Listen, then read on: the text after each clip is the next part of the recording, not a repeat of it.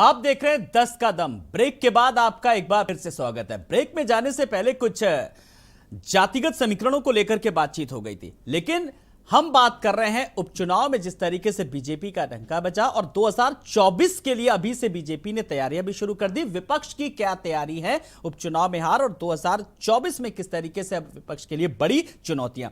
मैं एक बार रिजवी जी के पास आ रहा हूं, वरिष्ठ पत्रकार है। रिजवी जी, जब हम हार को लेकर के मंथन चल रहे हैं, बात विकास को लेकर के की जा रही है, लेकिन कुल मिलाकर के अब बात यह होनी चाहिए, जब विपक्ष से सवाल पूछा जाता है तो विपक्ष कहता है मैंने तमाम सारे काम किए। आपने काम किए तो आप जनता के बीच सही तरीके से पहुंचा नहीं पाए। सबसे बड़ी बात एक फेलियर है, मंथन उस पर भी कहीं ना कहीं सबसे पहले बहुत जरूरी है। देखिए, समाजवादी पार्टी जो कहती है कि हमने बहुत काम किए, हमने ये किए, ये सही है कि 5 साल के कार्यकाल में जिसका भी सरकार रहती है वो अपने सरकार में अपने हिसाब से, अपने मैनिफेस्टो के हिसाब से काम करता है। ऐसा नहीं कि नहीं काम करता है, नहीं काम करता है तो फिर जनता के बीच में जब जाते हैं दोबारा वोट लेने के लिए तो कैसे वो जीत हार का फैसला होता है। अगर समाजवादी पार्टी ने मेट्रो में काम अच्छा किया, जो है ये रिवर फ्रंट बनाया, ये सब अच्छे अच्छे जो काम किए, तो आम जनता ने उसको वोट में कन्वर्ट करके आपको सत्ता नहीं दी। तो इसके मतलब ये है कि जो आपने काम किया वो आपने काम किया, आपकी पार्टी खुश हो गई, लेकिन आम जनता में उसका एक मैसेज अच्छा नहीं गया कि भाई बहुत काम किया, बहुत किया, लेकिन कहीं ना कहीं गणित ऐसी बैठी कि आप सत्ता नहीं पा सके, आप सत्ता से दूर रहे। तो ये काम जो हमें लगता है कि काम गिनाना फिर बहुत ठीक नहीं रहता। काम आदमी गिनाता रहे कहता रहे, लेकिन जनता उसको एक्सेप्ट कर ले और उसको जब शासन में, सत्ता में बदल दे, तब वो माना जाता है कि काम आपने जो किया था। यकीनन काम कुछ दिख रहे हैं, ऐसा नहीं है कि नहीं दिख रहा है, लेकिन आम जनता में उस दिल का जीतने वाली वो काम इसने नहीं समाजवादी पार्टी ने किया, इसलिए समाजवादी पार्टी सत्ता में नहीं आ पाई। आप देखिए जो 2022 का विधायक का चुनाव था आलोक जी, उसमें आप देखिए कि मंच के ऊपर कोई मुसलमान लीडर को जल्दी नहीं खड़ा करते थे अखिलेश। मतलब मैं कोई जो किया उन्होंने बताया। हमें लगता है अखिलेश ये समझ रहे थे, हमें लगता है, बहरहाल एक पत्रकार के नाते, सच्चाई क्या मैंने तो जो हमें लगता है वो मैं आपके सामने रख रहा हूँ। हमें लगता था कि अगर मुसलमान दिखाई देगा तो विपक्ष जो है, विपक्ष का मतलब सत्ता में थे बीजेपी वाले, वो कहते हैं ये देखो ये मुसलमानों की पार्टी है, ये मुसलमानों की पार्टी है। तो अखिलेश हमें लगता है उस चीज को धोने के लिए कि समाज में ये न चला जाए कि साहब समाजवादी पार्टी को भारतीय जनता पार्टी कहती भी थी कि साहब मुसलमानों की पार्टी जो है समाजवादी पार्टी है, बार बार कहती थी, वो इंगित करती थी। तो कहीं ना कहीं अखिलेश ये चाहते थे कि, हमें लगता है कि वो चाहते थे कि ये मैसेज न चला जाए कि समाजवादी खाली मुसलमानों की पार्टी, खाली मुसलमानों की पार्टी है। तो उन्होंने कोशिश ये किया पूरा दिखाने के लिए कि नहीं साहब, अब पीछे से मुसलमान ये समझ रहा था कि भाई ऐसा है, हाँ, कि भाई सपा हमारी पार्टी है और हम ज़्यादा वोट देंगे और सरकार हमारी बनेगी। ये सोच रहे थे लोग, समाजवादी पार्टी में जितने भी मुसलमान, सत्ता हमारी बनेगी। लेकिन मुसलमानों ने वोट तो दिया, लेकिन उस परसेंटेज से इनके यादों ने वोट नहीं दिया, ये तो सत्ता के बहुत करीब होते। अब इनका ये सही है, मैं देख रहा हूं कि मुसलमान वोटर छिटक रहा है, तो जो छिटक रहा है उसको कैसे रोकेंगे, ये एक बड़ी बात है कि उनको रोकें ये। और रोकने बिल्कुल अब चर्चा इस पर होनी चाहिए, बिल्कुल मंथन इस पर होना चाहिए। चंचल जी, जो छिटक रहा है आपका अपना वोट बैंक, उसको अपने पाले में लाने की कोशिश इस पर होना चाहिए, ना कि बीजेपी ने धांधली करी, आपने काम किया, आप जनता के बीच ठीक तरीके से उसको पहुंचा नहीं पाए। देखिए आलोक जी, जहां तक रिजवी साहब ने बताया है, मैं इनकी बात से सहमत हूं कि भाई ठीक है, हम लोग जनता जो है, क्या नाम है, जब चुनाव होता है तो बहुत सारी चीजें कभी कभी हार जीत लगी रहती है। लेकिन आप मुझे बताइए, अभी 2 महीने पहले विधानसभा, 3 महीने पहले विधानसभा चुनाव हुआ है, यही और यादव मुसलमान की पार्टी नहीं केवल है, समाजवादी पार्टी में कई सारे लोगों का वोट मिल करके तब जाकर के हम लोग इसी जीते हैं। और आने वाले समय में देखेंगे, हो सकता है कुछ रणनीतिक दिक्कत रही हो, लेकिन जिस तरीके से बसपा कमजोर हुई है, आप देखें, अगर आप इसे गोंडा से लेकर बहराइच से लेकर के श्रावस्ती उधर साइड में देखें तो बसपा जहां 8,000, 10,000, 12,000 वोट पाई है। कई सारे, अभी आप गोंडा में 1-2 सीटें हैं जहां पे 10,000 से नीचे वोट पाई है। तो मतलब वो वोट जो शिफ्टिंग हुआ है, हमारे परसेंटेज 10% तक लमसम बढ़ेंगे, 10-11%। अब क्या लग रहा है कि सपा बसपा अगर मिलकर के लड़ लेते तो शायद सर, मैं तो पहले मैं सर बता दूं, 2 महीने 3 महीने पहले चुनाव हुआ है, उसमें हम लोगों ने कम से कम 11 से 12% हमारे वोट बढ़े हैं, वहीं पे बसपा के वोट कम हुए हैं। दूसरी बात जो लोक चुनाव की बात हो रही है, अभी हम लोगों से कोई छिटका नहीं है, केवल 2 सीटों पे चुनाव हुआ है और हर कोई जानता है उपचुनाव सत्ता का चुनाव होता है। जिस तरीके से सत्ता से सारे मंत्री कि ये सेमीफाइनल है 2024 जिस तरीके से सत्ता के लोग अपना धन बल से लेकर के, आप बिलीव नहीं करोगे, मैं जिस विधानसभा से आता हूं, विधानसभा के छोटे से एक कस्बे में जो है डबल एसी के बड़े क्या नाम है वो बनाए गए थे, कार्यालय बीजेपी के बनाए गए थे। तो जिस तरीके से पैसा, आप जाओ 1 लाख रुपए, 50,000 रुपए लेके आओ, कोई कार्यकर्ता जाता 50,000 1 लाख रुपए लेके आता था। तो जिस तरीके से पैसा का इन्होंने यूज करके फिर भी हम लोग 45-46 वोट के चुनाव हारे आजमगढ़ में, आप भी जान लीजिए। ऐसा नहीं कि जनता हमारे साथ नहीं खड़ी है, 3,08,000 लमसम लोग वोट पाए हैं, उतने सारे लोग का सवाल समर्थन बहुत मिला बड़ा है। पैसे की अभी बात की जा रही है, पैसे की बात उस टाइम सुनिए, पे मैं की वही जाएगी। नहीं कर रहा हूं। धनबल की बात क्यों आ जाए? जब जनता मैं वही और बता नेता रहा के हूं। बीच की बात है, यहाँ पर धनबल कहां रिजवी से साहब, आ आप गया? बड़ी- बाहुबल कहां से आ गया? रिजवी सवाल साहब, आप नहीं, बड़े नहीं, पत्रकार हैं, नहीं, नहीं, आप ठीक मुझे है। बता दीजिए, आप क्या नहीं जानते हैं? नहीं नहीं, सत्ता कौन क्या चुनाव नहीं होता जानता? है। यहाँ पर देखिए, सीधी सीधी इसको बात उठा जनता से मुझे संवाद है, आप अगर अपने काम नहीं गिना पाए, आप चंचल अपनी जी उपस्थिति नहीं जनता दर्शा है, पाए, है, बात इस पर होनी तो चाहिए। इसको रुक निर्वाचन आयोग जाइए, से मैं आप कह हाँ, सकते थे मैं कि इस पर एक फलाना सवाल आदमी, संजय फलाना जी से आदमी को करूंगा। पैसा बांट संजय रहा जी, है। जीत हार अपनी जगह चलती है, आप अपनी योजना नहीं गिना पाए, जनता के बीच और नेता के बीच बात हो रही, सीधे धनबल और बाहुबल इसमें कहां पर आ रहा है? जी जरा जल्दी से, मैं चाहूंगा इस सवाल का जवाब। देखिए, मैं अपने मित्र के उस पर नहीं जाऊंगा कि धनबल बाहुबल ये पुरानी बातें होगी, राजनीति जो 90 में करा जाती, तब की मैं आता हूँ तथ्यों पे। देखिए, ऐसा है ना कि समाजवादी पार्टी के साथ सबसे बड़ी एक कारण है, हार का कारण है उनकी इमेज। अभी वो भाई साहब हमारे बता रहे वोट शिफ्टिंग की बात कर रहे थे, इमेज, इनकी जो इमेज है वो बहुत गड़बड़ है। जैसे ही आप समाजवादी का नाम लेते हैं तो इमेज बनती है कि जैसे सभी ने बोला कि एक मुसलमानों की पार्टी जिसको शायद अखिलेश यादव जी अवॉइड भी कर रहे थे इलेक्शन में, और दूसरी इमेज एक गुंडों की पार्टी, एक इमेज की बात हम कर रहे हैं, ठीक है, इसको बुरा अन्यथा मत लीजिएगा। तो जब इमेज बिल्डिंग पे काम करना इनके लिए बहुत जरूरत है। और दूसरा होता है नेतृत्व। देखिए, अखिलेश यादव जी पढ़े लिखे परिपक्व नेता है, लेकिन जब वो स्टेटमेंट देते हैं, उनके स्टेटमेंट जो होते हैं वो उनके इमेज से कॉन्ट्राडिक्टरी कर जाता है। मान लीजिए आप साफ सुथरी इमेज, सबका साथ सबका विकास करने वाले चाह करके बना रहे हो, लेकिन आपकी जब बोलते हो तो आपका एक तरफा दिखता है। कोई भी घटना घट जाती है, उनके ट्वीट्स देख लीजिए, जिनसे विधानसभा में हमारे मित्र बोले तो उन्होंने आवाज उठाई। अगर एक परिपक्व नेता होता इस तरह की आवाज नहीं उठाता, जैसे उनके पिताजी भी आवाज उठाते थे, लेकिन उठाने का तरीका अलग हुआ करता था।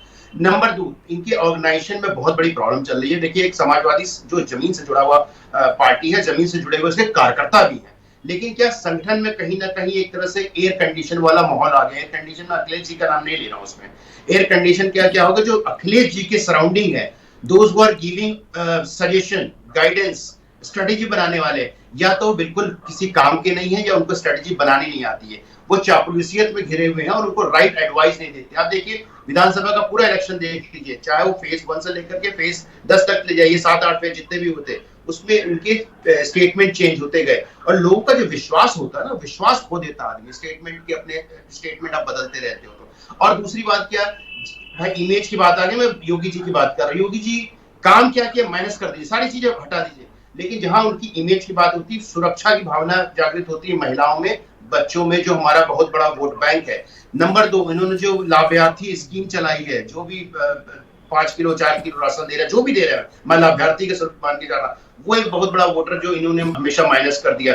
तो बहुत सारे फैक्टर हम तो कहते हैं अखिलेश जी को सब चीजों से छोड़ करके हार गए। अब इनको अपनी इमेज बिल्डिंग पे तैयारी करनी चाहिए और नेशनल लीडर बनना है तो सब चीजों से ऊपर उठना चाहिए। एक वर्ग एक जात की राजनीति नहीं करनी चाहिए, सबको लेके चलना चाहिए, ऑर्गेनाइजेशन पे बहुत फोकस करना चाहिए। देखिए, आरोप लगाना बड़ा आसान है कि भाई पैसा से हार गए, भैया पैसा आपके पास भी कम नहीं था, पैसा आप भी खर्चा कर रहे थे, सभी लोग खर्चा कर रहे थे, वो सब चीजों में नहीं जाना चाहिए, तथ्यों पे रहना चाहिए, जिससे हमारा समाज। बिल्कुल, मैं भी चाहता हूं तथ्यों पर, समय बहुत कम है। मैं अब एक बार देवेश भारद्वाज जी के पास आ रहा हूं। देवेश भारद्वाज जी, मुझे लग रहा है कि आप लोग सोच रहे होंगे ये राजनीतिक दल किस तरीके से चर्चा कर रहे हैं, तथ्यों को लेकर के मंथन चल रहे हैं। हम लोग तो देखो 2024 की तैयारियां भी शुरू करी, 11 बजे से देखिए किस तरीके से लोकसभा की चुनाव की तैयारी को लेकर के बीजेपी की एक बैठक, और वो जो 14 सीटें जो बची उसको लेकर के मंथन चल रहा है। क्यों आप यही सोच रहे हैं क्या सर? नहीं, हमारी भारतीय जनता पार्टी 24 घंटे चुनावी मोड में रहती है और वो हर समय तैयार है। और जो सेना है युद्ध से पहले अपना पसीना संभवतः सर आ रहा हूं, देवेश जी की टिप्पणी ले लूं, फिर मैं आपकी एक टिप्पणी लेता हूं, आता हूं जी। उनका जो सेना युद्ध से पहले अपना पसीना बहाती है और युद्ध के समय उन्हें अपना खून कम बहाना पड़ता है, ऐसी भारतीय जनता पार्टी है। चुनाव से पहले ही लगातार हम वोटरों तक जाते हैं, बूथों तक मजबूती करने का काम करते हैं, प्रत्येक कार्यकर्ताओं से मिलते हैं, जनता से मिलते हैं, हमारे प्रतिनिधि तमाम योजनाओं को लेकर जनता के द्वार द्वार तक जाते हैं, जनता का विश्वास जीतने का काम करते हैं। आज जब योगी जी चलते हैं तो उत्तर प्रदेश के 25 करोड़ लोगों का विश्वास चलता है। चलिए, जनता का विश्वास तो जीत लिया, अब जरा विपक्ष का भी विश्वास जीते। संजय राणा जी, जनता का विश्वास देखिए अब जीत लिया है जी। एक फाइनल कमेंट आपको जाना है जी। मैं सिर्फ 30 सेकंड में लूंगा, बात रखिए, पूरा मौका दे रहा हूँ जी। भारतीय जनता पार्टी के जब प्रवक्ता टीवी पे आते तो बड़े कभी कभी हंसी आती। देखिए, चुनाव ना ही एमपी जीत रहा है, ना इनका विधायक जीतता है। ये अपने दिमाग में गांठ बांध करके रख लीजिए कि आपके एमपी और एमएलए को कोई भी एक वोट नहीं देगा, क्योंकि वो कार्य नहीं करते। मानिए ना मानिए, टीवी पे एकदम मुंह पे बोल रहा हूं। और जो आप लोग आगे बहुत बड़ी बड़ी बातें करते हो ना, ये कुछ लोग हैं, संगठन। सुन लीजिए सर, सुन लीजिए, सुन लीजिए, सर सुन लीजिए, सर सुन लीजिए, सर सुन लीजिए, सुन लीजिए, ज्यादा पीठ मत दबाइए। जनता आपके लिए नहीं कर रही है, जनता का विश्वास कुछ संगठन पे है और नेतृत्व पे है, चाहे वो योगी हो चाहे मोदी हो, उनके वजह से आप जीतते हो। अदरवाइज मान लीजिए नोएडा ऐसे शहर में पंकज सिंह लड़ते हैं, किसी क्या जाते हैं लोग, फिर भी उनको वोट देते हैं। ऐसा नहीं कि बहुत बड़े काबिल नेता है, इसलिए कि सिर्फ बीजेपी का सिंबल नहीं है, अदरवाइज वो एक वोट पाने की योग्य नहीं है। ये आप अपने दिमाग में डाल लीजिए। अब बहुत मैं एकदम मुंह पे बोलता हूँ, अपनी बातों को रखता हूँ, तो ये बात है मेरी पार्टी बड़ा अच्छा काम कर रही है। नहीं सर, चुनाव जीतते हैं, आप भी देख रहे हैं। नहीं जीते कैसे जीतते हैं हमें मालूम है, वो चलिए संजय जी, आपका बहुत शुक्रिया, आपको जाना है जी। लेकिन देवेश जी, मैं आपकी टिप्पणी चाहूंगा इस पर जल्दी से, जो सवाल उठाए हैं संजय जी ने। जी संजय जी का एक जवाब जी, हाँ मैं दे रहा हूँ। संजय जी को जाना है, लेकिन देवेश जी आप अपनी बात रखिए इसको लेकर। मैं रुकूंगा 30 सेकंड और देवेश जी की बात सुनना चाहता हूँ। जी चलिए देवेश जी, आप अपनी बात लगातार जनता के बीच में रहते हैं। संजय जी कह रहे थे कि आपके प्रतिनिधियों को नहीं देते। जनता के बीच में वो आदमी कौन नहीं खाता, आप हमसे ज्यादा जानते हो। मैं जिस विधानसभा में रहता हूँ, अब देखिए, मैं जिस फिरोजाबाद में रहता हूँ, वहाँ 22 वर्षों से प्रतिनिधि हैं। उनकी वोटों की संख्या देखी जाएगी तो नाम मात्र के समान है, उनका खुद का विकास कार्य है। सर मान लो 10% नेताओं को छोड़ करके सारे हार जाए, प्रतिनिधि ऐसे हैं जो अपने वजूद पर ही हैं। और आपने कहा योगी मोदी जी पर चुनाव जीते, आपने 2017 साल 12 के पहले 17 के पहले दुनिया ने इनके नेतृत्व ने माना है, मोदी जी को अपना शक्तिशाली नेता माना है। ये अच्छी बात है कि हमारी पार्टी के नेता इतने शक्तिशाली नेतृत्व है, उन्हें जनता चुनती है, हमारे लिए बड़ी गौरव की बात है। अरे श्रेय आपको देना है तो मोदी और योगी को दो, उनके काम को दो, संगठन को दो, जो संगठन इतना स्ट्रेटजी बनाता है जो दिल्ली में बैठ के। अदरवाइज आप लोग श्रेय किसको जाना चाहिए, लेकिन बड़ी बात है जो संगठन बनाता कौन है। जी रजा रिजवी साहब, कुल मिलाकर के जिस शीर्ष नेतृत्व की बात करते हैं, संगठन की बात हुई, सिंबल को लेकर के बात हुई, जो छोटे छोटे मुझे लगता है कि कार्यकर्ता हैं, पदाधिकारी हैं, नेता है, प्रवक्ता, सब कुछ मिलकर के तो एक तरीके से कहा जा सकता है कि एक बिल्डिंग तैयार होती है, एक बड़ी। बिल्कुल सही है कि छोटे छोटे कार्यकर्ता होते हैं, वो जमीनी हकीकत पर वही मेहनत, वो कौन तैयार करता है। देखिए ज़मीनी हकीकत पर वही कार्यकर्ता मेहनत करते हैं, जो है वही वोट लेकर के आते हैं, वही वोट को सजोते हैं और वोट को सजो के 5 साल तक रखते हैं वो, और 5 साल तक उनको मेंटेन करके रखते हैं कि चुनाव जब आएगा तो चुनाव में अपनी पार्टी को वोट दिलवाने के लिए इनको हम आगे करेंगे और ये हमें वोट देंगे।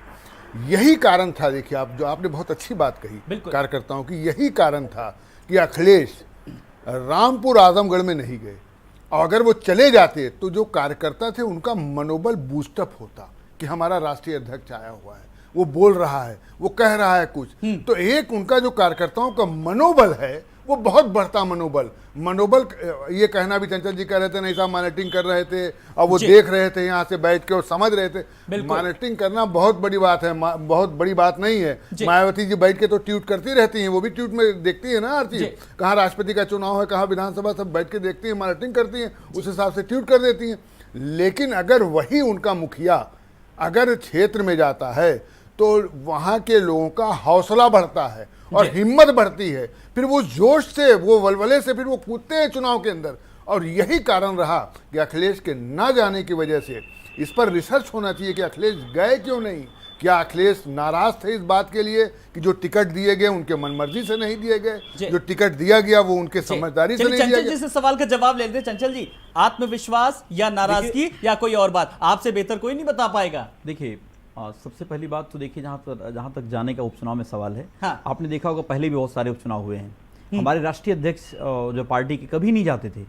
कोई आप देखा होगा अपने आदरणीय नेताजी का भी देखा होगा अपने एरा, वहाँ भी तो उपचुनाव को लेकर के कभी भी जो है राष्ट्रीय लेवल का नेता जो है वो नहीं जाता, लेकिन पूरे के पूरे लोग जाते हैं। आप मैंने बताया कि प्रोफेसर साहब जो है चुनाव में लगे थे, उसके अलावा आप देखिए क्या नाम, पूरे के पूरे प्रदेश इतने नेता हमारे हैं, आपकी कोई ऐसा जिला नहीं था जहाँ नेता ना आया हो चुनाव में लगे हुए, सब लोग लगे हुए थे, ऐसा नहीं है। और राष्ट्रीय अध्यक्ष जी उसके पहले 4 बार जा चुके थे जनता के बीच में। और मैं बताऊं आपको, जाने कि जितना बड़ा राष्ट्रीय अध्यक्ष जी से 1 to 1 बात करते हैं, कार्यकर्ताओं से लेकर के, नेताओं से लेकर के, आप जो जाने की बात करते हो, एक एक तिरही में राष्ट्रीय अध्यक्ष जी आजमगढ़ गए हैं। एक एक कार्यकर्ता की तरह ही जो नहीं है, सर, शादी विवाह में कहा कि पहुंचते हैं, चुनाव के सब दौरान जगह जाने पहुंचते से हैं। इससे एक बूस्टअप मिलता है थोड़ा सा। चुनाव के चंद दिन पहले गए थे, मैं बताता रहा हूं आपको, ऐसा नहीं है। आप जी। आजम खान साहब आए थे। हाँ, ये जरूर है कि हमारी रणनीति कहीं न कहीं कुछ कमी रही है। उस रणनीतिक तौर से हमें ये ध्यान में रख करके रणनीति बनानी पड़ेगी, क्योंकि बसपा इस तरीके से बीजेपी की बी टीम के ऊपर काम कर रही है। इसलिए हमें सोचना होगा कि भाई बीजेपी बीएसपी जो जिस तरीके से भाई बसपा बी टीम के रूप में काम कर रही है, सुन लीजिए जिस तरीके से काम कर रही है, इसलिए हमको अपनी रणनीति अलग तरीके से बनानी पड़ेगी, क्योंकि उनकी जो बसपा के वोट्स हैं, वो क्या नाम है, कहीं न कहीं से पिन करा दे रहे हैं। भाई जिस तरीके से 5 किलो राशन के ऊपर मैंने बताया ना कि ये इनकी योजना है, 5 किलो राशन के ऊपर जो है भाई बहुत सारे ऐसे लोग हैं, बहुत सारे ऐसे गांव में लोग जो राशन मिल रहा है और उनको शिक्षा से मतलब नहीं है, उनको चिकित्सा से मतलब, उनको राशन मिल रहा है, इसलिए जो है वो डाइवर्ट हो रहा है। और आप एक चीज देखिए, आज के टाइम में दुनिया का सबसे महंगा गैस सिलेंडर मिल रहा है। क्या राणा साहब अभी आप नहीं, अच्छा सुनिए, जल्दी से समय बहुत कम है। एक बात देवेश भारद्वाज जी, राशन की बात की, लेकिन बीजेपी तो राशन, शासन, प्रशासन सबकी बात करती है। ये बात आप लोग क्यों नहीं समझा पा रहे लोगों की? अगर आप बात करते हैं, ठीक है, तो आज के टाइम में आप कहिए, एक फाइनल कमेंट आपसे भी चाहूंगा। मैं बताना चाहता हूँ, 1 मिनट में चिकित्सा, शिक्षा और सुरक्षा को लेकर भारतीय जनता पार्टी की सरकारें काम करती हैं। आपको बता दूं, तो शिक्षा के क्षेत्र में आपने कौन सा काम किया, बताइए ना। चिकित्सा के क्षेत्र में लगातार हमारे उत्तर प्रदेश, चलिए अब फिर मैं एक अलग से डिबेट रखनी पड़ेगी। न्यू एजुकेशन पॉलिसी आप गुंडागर्दी की बात कर रहे थे, आप बताइए किसानों के ऊपर गाड़ी किसने चढ़ाया? खास है यूनिवर्सिटी की स्थापना की जा रही देवेश है। जी, किसानों के ऊपर गाड़ी किसने चढ़ाई? जानते हैं कि पूरे उत्तर प्रदेश में 24 घंटे सोनभद्र में दलितों के सरेआम हत्याएं की गई, करने के लायक नहीं रहा है। जो बदमाश थे, जो गुंडे माफिया थे, उन्हें जेल भेजने का काम या फिर उनकी राम नाम की यात्रा निकालने का काम यदि पूरी दुनिया में किसी ने किया है तो योगी जी की सरकार ने किया है।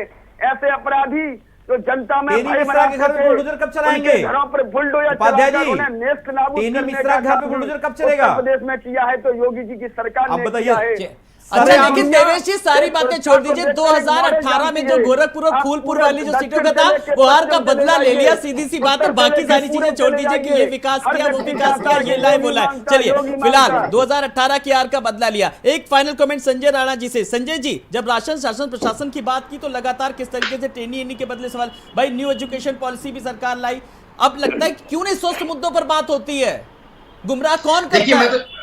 देखिए, हम तो सिंपल बोलेंगे कि हमारी देखिए समाजवादी पार्टी जो विपक्ष एक ही विपक्षी पार्टी बची उत्तर प्रदेश में, उनको अपने स्ट्रेटजी में बदलाव करना चाहिए। नेगेटिव पॉलिटिक्स से बचना। नेगेटिव पॉलिटिक्स मतलब कि जैसे भी हमारे मित्र बोल रहे थे, वहां पे ये हो गया, वहां पे हो गया। देखिए, बार-बार एक ही चीज को रिपीट करने से फायदा नहीं है। इनको घेरने के लिए बहुत सारे मुद्दे हैं, उन मुद्दों पे घेरिए, सरकार को अच्छी सलाह दीजिए, तो हमें जरूर लगता है कि आपकी बात जनता सुनेगी। हो सकता है 2024 नहीं तो 2027 में तो आपकी सरकार बनेगी फिर। लेकिन आप अगर नेगेटिव पॉलिटिक्स करते रहो, उससे जनता आपसे छटक जाती है। कुछ वोटर जो भी छटक जाएंगे, उससे आपका भी नुकसान है और प्रदेश का भी। बिल्कुल नुकसान नहीं होना चाहिए फिलहाल किसी भी राजनीतिक दल का, बड़ी बात है। लेकिन इस नफे नुकसान के बीच आज की डिबेट का फाइनल कमेंट वरिष्ठ पत्रकार रजा रिजवी जी के पास। चलिए अपनी बात रखिए, फिर मैं देखिए, मैं आपको बताऊं, अभी बात हो रही थी, भ्रष्टाचार की बात कर रहे थे, लूट खसोट की बात कर रहे थे। अभी इनके डिप्टी सीएम, स्वास्थ्य मंत्री ब्रजेश पाठक जी ने अभी 16 करोड़ की दवाइयां सड़ गई। आप यूपी में नहीं रहते, इनके फिर कैसे हो सकते? वो तो हम सबके हैं। हाँ, मैं वही कह रहा हूं अभी